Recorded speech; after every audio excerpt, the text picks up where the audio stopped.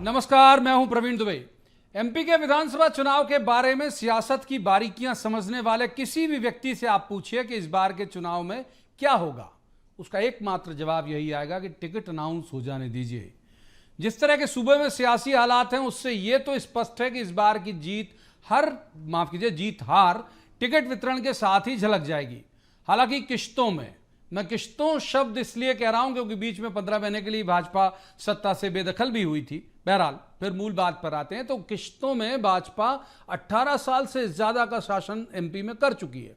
इतना वक्त किसी भी पार्टी की सरकार के लिए भारी एंटी इनकम्बेंसी का हो जाता है, लेकिन दिलचस्प यह है कि अभी भी ऐसी सत्ता पक्ष के विरोध की और विपक्ष के समर्थन की आंधी नहीं चल रही। भले ही विपक्ष अभी तक के माहौल के मुताबिक थोड़ा आगे चल रहा हो सत्ता पक्ष से, लेकिन फिर भी सारा दारोमदार होगा टिकट पर। शायद इसी वजह से कांग्रेस, जैसी खबरें आ रही हैं उसके मुताबिक, समय से काफी पहले कुछ टिकटों की घोषणा कर सकती है। कहा जा रहा है कि अगस्त में 60 से अधिक सीटें अनाउंस हो जाएंगी। उनमें बहुधा वे इलाके की सीटें होंगी जहां कांग्रेस को मुश्किल आती रही है। कांग्रेस के रणनीतिकार दिग्विजय सिंह ऐसी सीटों का सर्वे करके एक निचोड़ साथ लेकर बैठे हैं, ऐसा भी कहा जा रहा है। तो आज बात करेंगे इसी विषय पर कि क्या जल्दी सीटें घोषित करने से फायदा होगा कांग्रेस को या नुकसान। क्या सीटें जल्दी घोषित करना चुनाव में सफलता की गारंटी हो सकता है। दिग्विजय सिंह इन सीटों में जीत का क्या फॉर्मूला लेकर आए हैं, और यह भी कि क्या भाजपा भी कांग्रेस की तर्ज पर जल्दी सीटें घोषित करेंगी। बहुत सारे सवाल जिन्हें लेकर एक खास पैनल के पास जाएंगे और कहेंगे जवाब तो देना होगा, लेकिन सबसे पहले आपको दिखाते हैं एक रिपोर्ट। देखिए,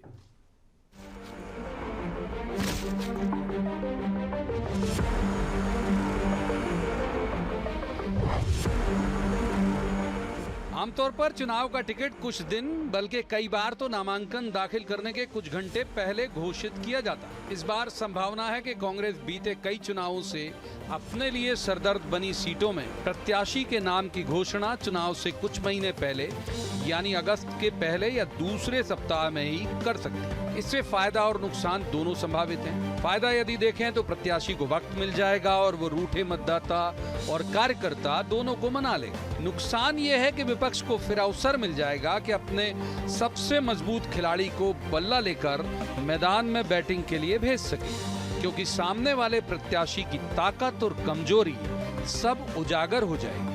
दरअसल कांग्रेस को एमपी में एक तरफ तो जनता के हित में सरकार की दनादन आ रही योजनाओं की काट तलाशना है, दूसरी तरफ खुद को उन इलाकों में जिताऊ बनाना है जो उसके लिए हमेशा से अपेक्षाकृत कमजोर रहे। इस मसले का हल निकालने का जिम्मा वरिष्ठ नेता दिग्विजय सिंह ने संभाल रखा है। वे मालवा, निमाड़, ग्वालियर, चंबल, विंध्य, बंगेलखंड और महाकोसल के 35 जिलों की तकरीबन 67 विधानसभा सीटों का दौरा कर चुके हैं। इन 66 सीटों पे हमारे नेता दिग्विजय सिंह जी खुद 1-to-1 चर्चा करके आए हैं, मंडलम सेक्टर की बैठक लेके आए हैं, वरिष्ठ नेताओं से विचार विमर्श करके आए हैं। वो 66 सीटें, उनकी विस्तृत रिपोर्ट कमलनाथ जी ने भी देख ली है, मंथन हो गया है। अगस्त के प्रथम पखवाड़े में वो 66 सीटें हम उम्मीदवार डिक्लेयर करेंगे। बाकी वो सीटें जहां कमलनाथ जी खुद सभाएं ले रहे हैं, मंडलम सेक्टर से मीटिंग कर रहे हैं, ऐसी कुल 135 सीटें 66 प्रथम पखवाड़े में, बाकी की द्वितीय पखवाड़े में बिल्कुल तैयारी है डिक्लेरेशन। ऐसा नहीं है कि भाजपा को चुनावी रास्ते में रेड कारपेट पर ही चलना है। भाजपा को भी इस बार कई ऐसे चुनावी उबड़ खाबड़ रास्ते से होकर गुजरना है जहां पैरों में छाले आने की पूरी संभावना है। अव्वल तो उसे इतने सालों की एंटी इनकम्बेंसी की भरपाई करना है, अपने उन इलाकों को साधना है जहां कार्यकर्ता पूरी तरह से नेता बन चुके हैं, उन्हें दोबारा कार्यकर्ता बनाना है। मुख्यमंत्री की उन योजनाओं को वोट में तब्दील करवाना है जो महिलाओं, कर्मचारियों और गरीब वर्ग के लिए वे दिल खोलकर अनाउंस कर रहे हैं। जाहिर है कि चुनाव अभी तक तो एक कठिन प्रश्न पत्र, और वो भी माइनस मार्किंग वाले की तरह भाजपा के सामने है, जिसमें एक गलत जवाब कई अंक काट सकता है। ऐसे में भाजपा टिकट पहले अनाउंस कर देगी, इसमें संशय है। साल भर पहले से महापौर के प्रत्याशियों के तौर पर 3-3 विधायकों का नाम कांग्रेस ने सामने रखा था। जनता ने तब भी उनको स्वीकार नहीं किया। प्रत्याशियों को पर्याप्त समय मिला, तब भी उन्हें मुंह की खानी पड़ी। इसीलिए अभी से घोषणा करें, 2 दिन पहले करें, 4 दिन पहले करें, उससे कोई फर्क नहीं पड़ता। एमपी में इस बार का विधानसभा चुनाव दिलचस्प रहेगा, इसमें कोई दो राय नहीं है। कांग्रेस पूरी ताकत लगाएगी कि पिछली बार से थोड़ी ज्यादा सीटें आ जाएं और स्पष्ट जनादेश मिल जाए, जबकि बीजेपी प्रयास करेगी कि सरकार आगे भी उन्हीं की चलती रहे। बस काबिले गौर बात यह है कि मध्य प्रदेश में किश्तों में 18 साल से ज्यादा राज कर रही बीजेपी के खिलाफ अभी भी वैसी एंटी इनकम्बेंसी नहीं है कि कांग्रेस का एक तरफा माहौल बन सके। Bureau report, BSTV। तो सबसे पहले उन मेहमानों का परिचय मैं आपसे करा देता हूं जिनके साथ हम इस चर्चा को आगे बढ़ाएंगे। हमारे साथ है गोविंद मालू, बीजेपी के वरिष्ठ नेता हैं, विद्वान प्रवक्ता भी हैं। बहुत स्वागत है गोविंद जी का। दूसरी मेहमान है संगीता शर्मा, कांग्रेस की युवा ऊर्जावान प्रवक्ता है। बहुत स्वागत है संगीता जी का।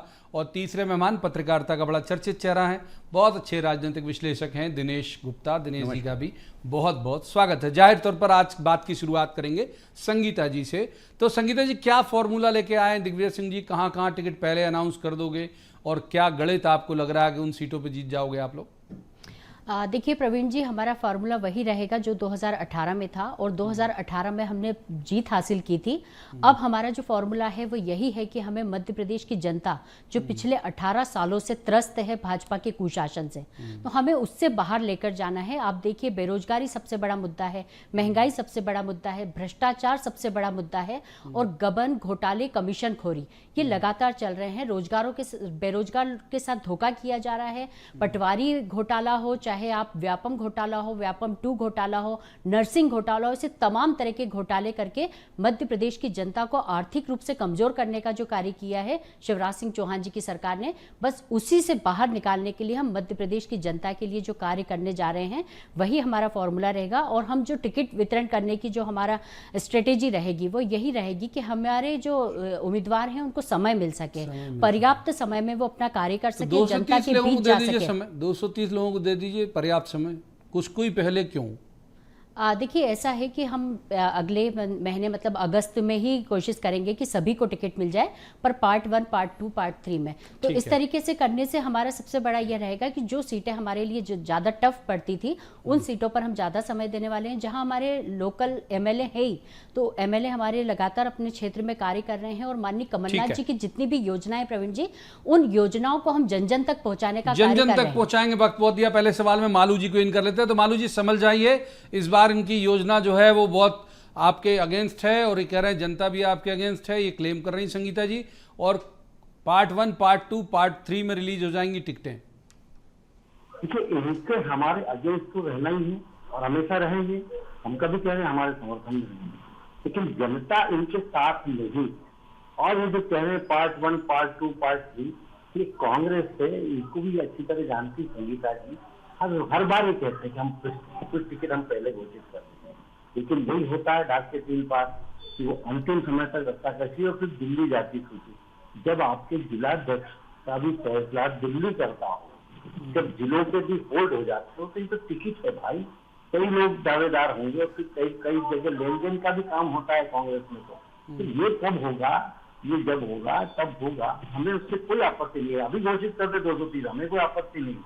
हमें मालूम है कि चुनाव रणनीति के तहत हम उन चेहरों को जो जीतने वाले हैं हम उनको ही देंगे मैदान में। तो आप भी पहले देंगे क्या?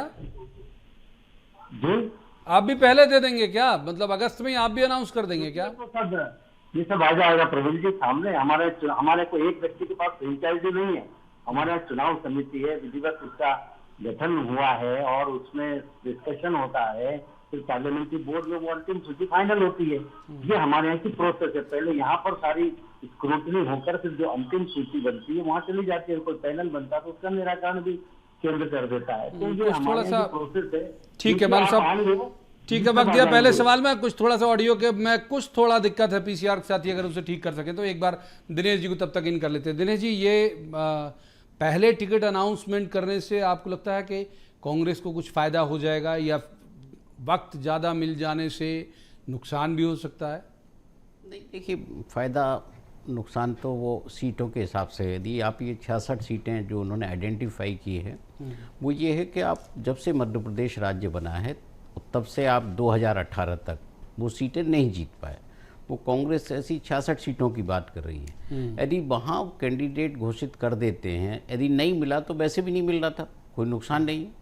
यदि 1-2 सीट बढ़ जाती है तो स्ट्रेटजी सफल कहलाएगी कि आपने कुछ सीटें जीत ली। भारतीय जनता पार्टी में भी इसी तरह की कुछ सीटें हैं, जो वहाँ तो 104-6 सीटों की बात होती ना कि आकांक्षी सीटें हैं जिनकी जीतने की इच्छा है। आप देखते ना कि वहाँ उन सीटों पर पार्टी पूरा ध्यान लगाए हुए बड़े बड़े कार्यक्रम हो रहे हैं, तो उनका टारगेट भी तो है। लेकिन वो उस तरह से बात नहीं कर रहे कि हम घोषित कर देंगे, सूची पहले निकाल देंगे, क्योंकि जो सत्ता में होता है उसके साथ समस्याएं ज़्यादा होती हैं। तो जो भारतीय जनता पार्टी है वो उनके यहाँ भी कई बार ऐसा होता है कि नॉमिनेशन के 1-2 दिन पहले घोषणा होती है। ये हर राजनीतिक दल में होता है। कई बार तो नॉमिनेशन से कुछ घंटे पहले होती है, जाओ भाई बी फॉर्म ले आओ या आ गया आपके पास भर दो। तो जहाँ भी सरकार होती जिस भी पार्टी की, वहाँ उसकी समस्याएं अलग तरह की होती हैं।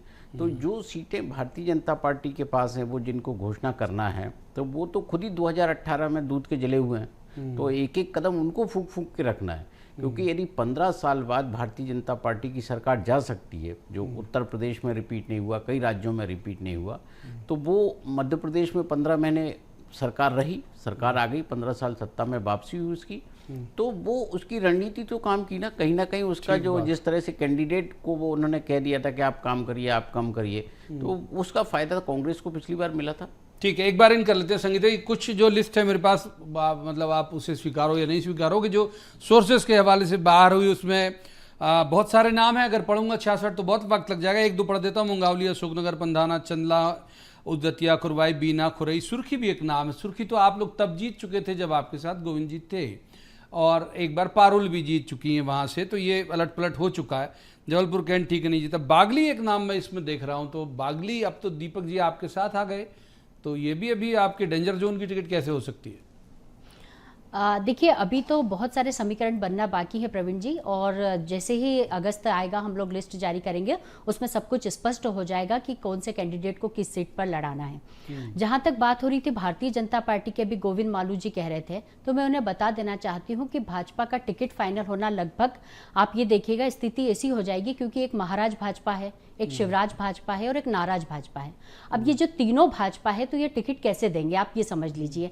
ये पुराने उस पर चल रहे हैं, जिस तरीके से मालू जी बता रहे हैं कि हमारे यहाँ ऐसा होता है वैसा, अब ऐसा कुछ नहीं चलने वाला। इन्होंने नगरीय निकाय के टिकट बांटे थे, उस वक्त क्या स्थिति हुई थी, किसी ने तो पेट्रोल अपने सर पर डाल लिया था भाजपा कार्यालय में जाकर, तो कोई पानी की टंकी पर चढ़ गया था, तो आपस में सिर्फ उटव्वल हुए थे। और अब ये जो विधानसभा चुनाव आने वाले हैं, उसमें आप देखिएगा कि कितने सिर्फ उटव्वल होते हैं, किस तरीके से Bharatiya Janata party last moment तक अपने टिकट फाइनल नहीं कर पाएगी, और मुझे लगता है कि कुछ सीटें तो खाली ही रह तत्काल जाएंगी। कोटा आप भी रखोगे क्या? ट्रेन की तरह की तत्काल कोटा टिकट कंफर्म आई है? अब ये माननीय कमलनाथ जी डिसाइड करेंगे, और उनके नेतृत्व में हम ये चुनाव लड़ रहे हैं, तो कमलनाथ जी ने जो मानो जी स्ट्रेटेजी इस बना बार के ज्यादा रखी है, दिक्कत होगी आपको, क्योंकि 3 तरह की भाजपा इन्होंने गिना दी। संगीता जी ने कह रही है कि इसी वजह से आप लोग बड़ा फूंक फूंक के कदम रखोगे, फिर भी फायदे में नहीं रखोगे। बकौल संगीता जी।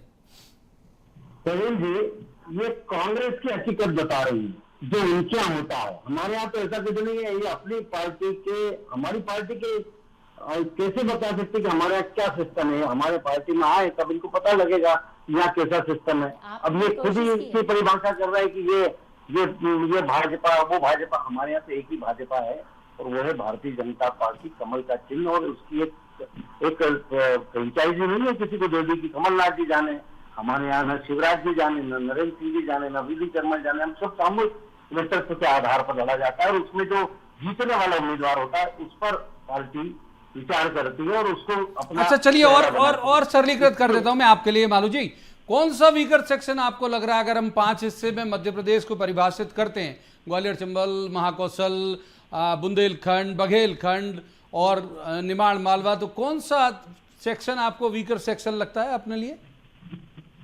देखिए, हमारे लिए सब सेक्शन अच्छे, क्योंकि विकास हमने सर्वांगीण समेकित किया है मध्य प्रदेश का। हमने जन कल्याणकारी की योजनाएं भी जो है वो सभी क्षेत्रों में समान रूप से पहुंचाई। इससे हमको कोई वीक लगने का सवाल नहीं है। हमें तो अच्छे मुकाबले के चलते हम चाहते हैं कि अच्छा उम्मीदवार कांग्रेस भी दे, ताकि मजा आए लड़ाई का। इसलिए वीक उनको देखना है, वीक कौन सा है और स्ट्रॉन्ग कौन सा है। हमारे यहाँ तो सभी स्ट्रॉन्ग है। हमको एक क्षेत्र पे 230 जीत जाओगे मतलब आप? 230 जीतने की पूरी कोशिश करेंगे। ठीक और हम है। ठीक है, सीटें दिनेश जी को इनका और सर, दिनेश जी को आज तक 200 पार नहीं कर पाए मालूम जी आप लोग। दिनेश जी को इनका लेते हैं। दो सप्लीमेंट्री ले लिया आपसे भी। यही सवाल लेके जाता हूं मैं दिनेश जी के पास, जो मालू जी से पूछा। दिनेश जी, आपकी नज़र में दोनों पार्टियों का एक बार विश्लेषण, आप बहुत सीनियर जर्नलिस्ट हैं, ये जो अगर हम एमपी को 5 हिस्से में बांटे तो किसका वीकर सेक्शन दोनों पार्टियों में का कौन सा इलाका है? देखिए, जो सियासत चल रही है उसमें आप देखिए कि पहले जो फेज आता है वो ओबीसी पॉलिटिक्स का आता है, फिर ट्राइबल पॉलिटिक्स का दौर आ जाता है। अब शुरू हुआ है वो एससी पॉलिटिक्स का हुआ है।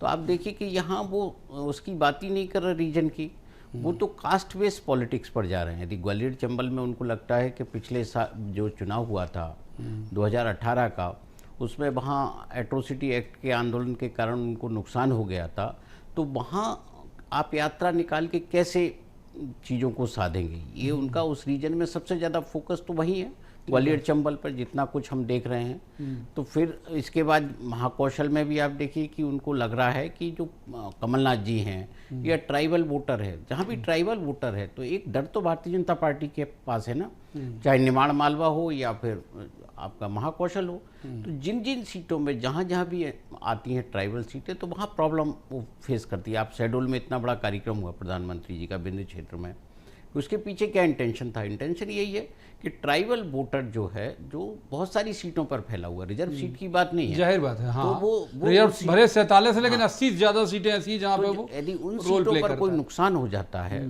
तो फिर समस्या हो जाएगी। तो इसलिए बात आ रही है कि गोंडवाना जो है कांग्रेस के खिलाफ लड़े, तो कांग्रेस में भी चल रही है कि किसी तरह से कोई कंप्रोमाइज़ की स्थिति हो, जयेश का क्या रोल रहता है। तो बहुत सारी चीज़ें चल रही हैं, क्योंकि 2018 में जो उम्मीद नहीं थी भारतीय जनता पार्टी को, वहाँ नुकसान हुआ।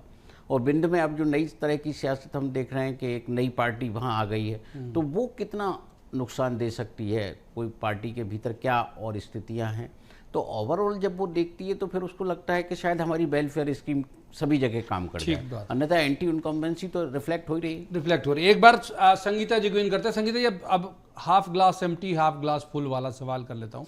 सबसे मजबूत सेक्शन आपको कौन सा लगता है? महाकौशल, मेरे हाथ में जो कागज है, बाद में जो दल बदल हुआ वो भी मेंशन करूंगा।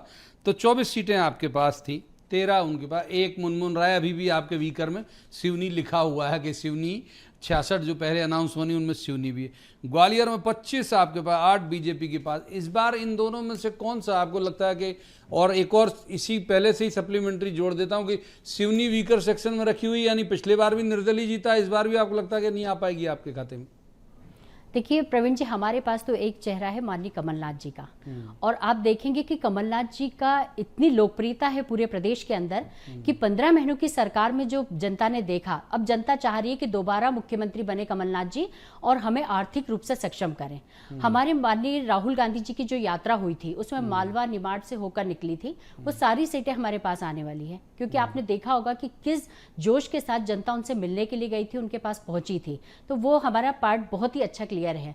बाकी हम महाकौशल की देखें तो माननीय कमलनाथ जी के पास है, और पूरा मध्य प्रदेश अगर हम देखें तो मध्य प्रदेश में कमलनाथ जी की लोकप्रियता को देखते हुए प्रदेश की जनता चाहती है कि कमलनाथ जी दोबारा मुख्यमंत्री बने। दूसरा, हम अगर बात करें आदिवासी सीटों की, तो आदिवासियों ने तो भारतीय जनता पार्टी पर विश्वास ही खो दिया है।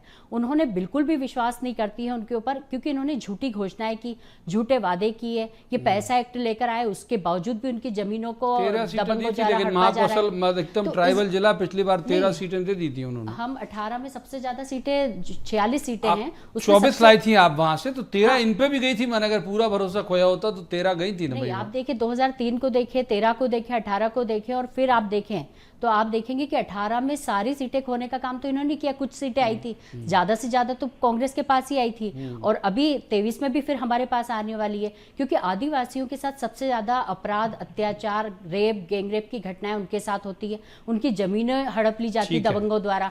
तो भारतीय जनता पार्टी के ऊपर से उनका विश्वास उठ गया है। मान लीजिए ट्राइबल का भरोसा उठ गया आपके ऊपर से, आपको लगता है कि अभी भी उतना ही चैलेंजिंग है ट्राइबल आपके लिए जितना 2018 में था? नतीजों पर इनका भरोसा उठ गया लगता है। ये नतीजे देखते नहीं है 2003 से और अभी तक के गिना रही हैं, और लोकसभा के चुनाव भी देख लो और विधानसभा की भी क्या थी और अब क्या है, आप ही देखिए ना नतीजे। विश्वास आप पे तो उठ गया है। और जो आप बता रहे प्रवीण जी, वीकर सेक्शन कौन सा है, इन्होंने बोला कमलनाथ जी हमारे चेहरे, यदि दिग्विजय सिंह जी चेहरे होते तो जरूर वीक होता हमारे पूरे मध्य प्रदेश।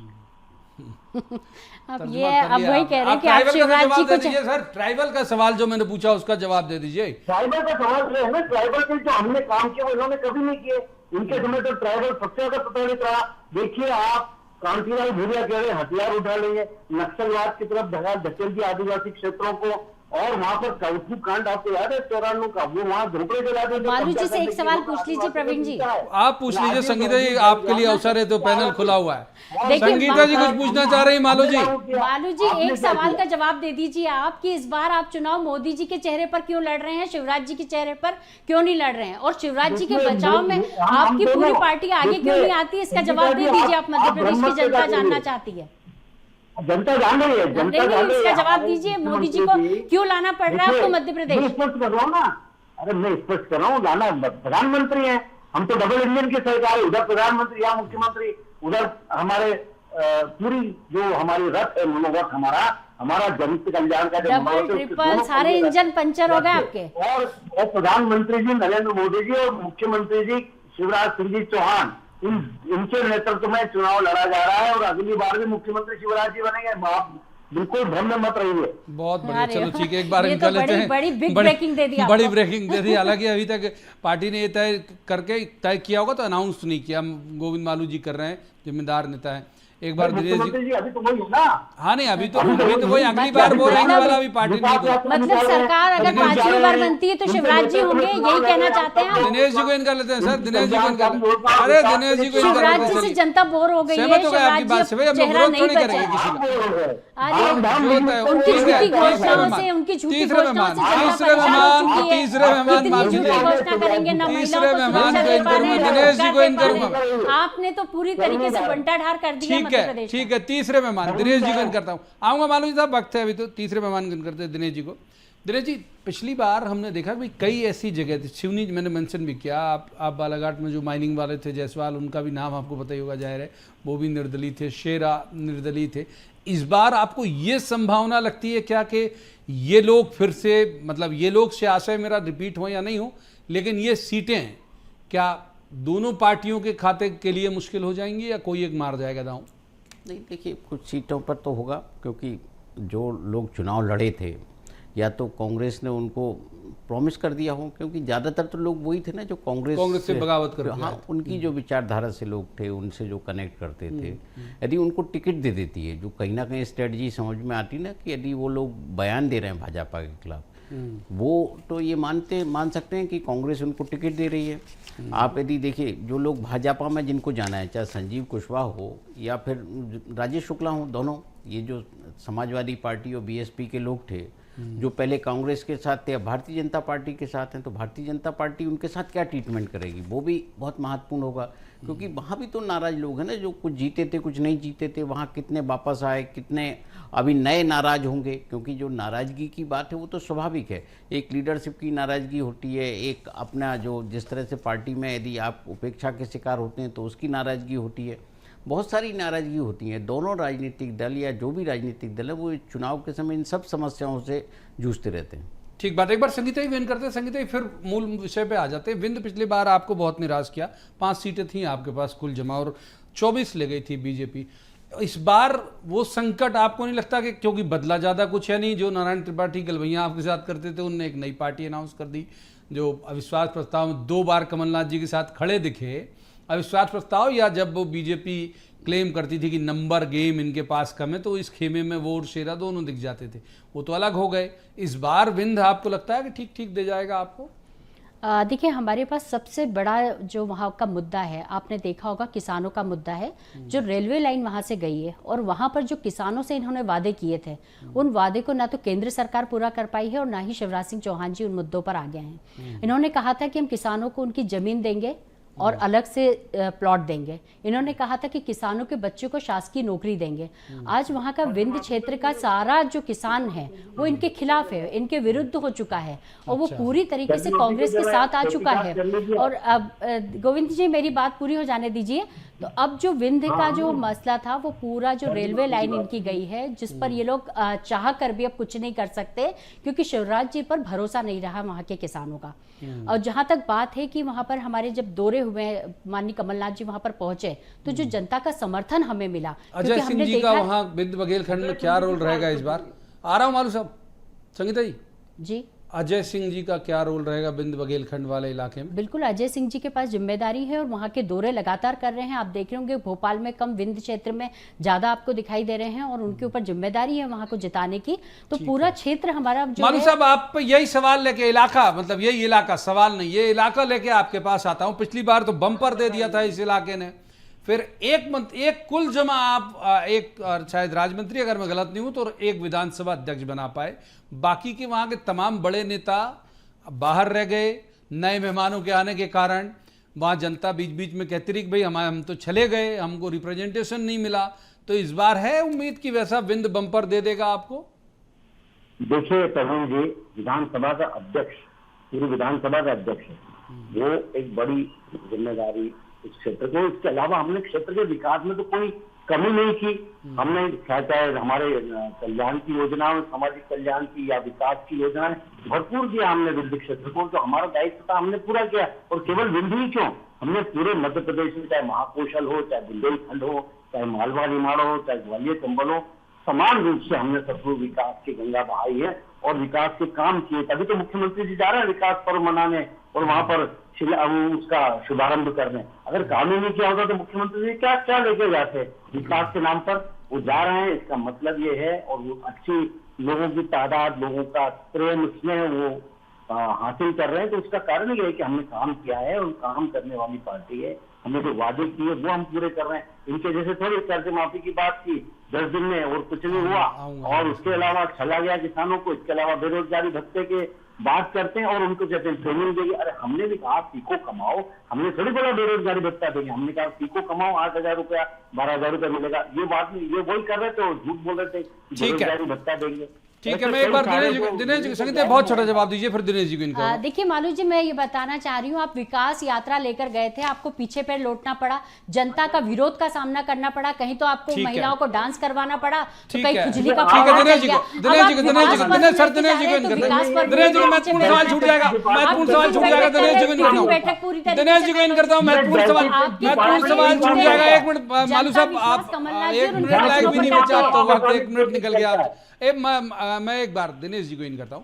दिनेश जी, माफ कीजिए, महाकौशल और विंध्य दोनों जगह इस बात को लेकर नाराजगी कि उन्हें प्रॉपर सत्ता में भागीदारी नहीं मिली। बीजेपी के संदर्भ में पूछ रहा हूं। देखिए, जो भागीदारी नहीं मिली, मुझे लगता है वो तो चैप्टर अब नए चुनाव के साथ क्लोज हो जाएगा।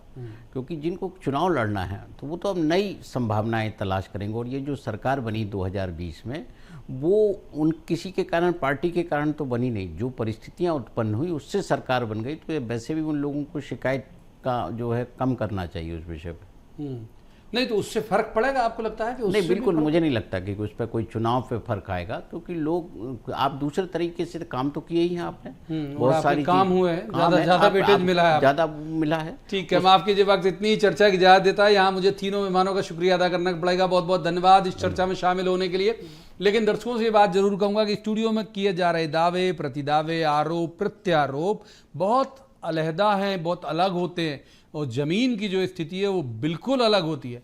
तो लिहाजा उस पर नज़र जरूर रखिएगा कि ज़मीन में क्या चल रहा है। हाँ, ये ज़रूर है कि बहुत सारी चीज़ें, जिससे मैंने बात की शुरुआत की थी, बहुत सारी चीज़ें तभी तय हो जाएंगी जब टिकट अनाउंस होगा। आज की इस चर्चा में इतना ही। कल किसी खास मसले पर खास पैनल के साथ बैठकर कहेंगे, जवाब तो देना होगा। आप देखते रहिए BSTV।